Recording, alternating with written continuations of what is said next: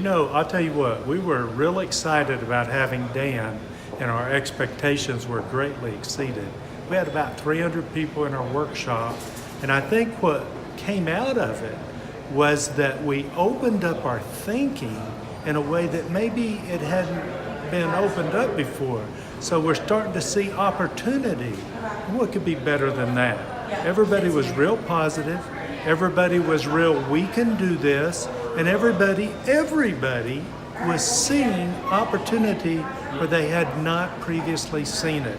It's going to be great for our community, whether it's through individuals, through companies, or those that were involved in community efforts. And we want to thank Dan Burrus for all he's done for Lawton, Oklahoma.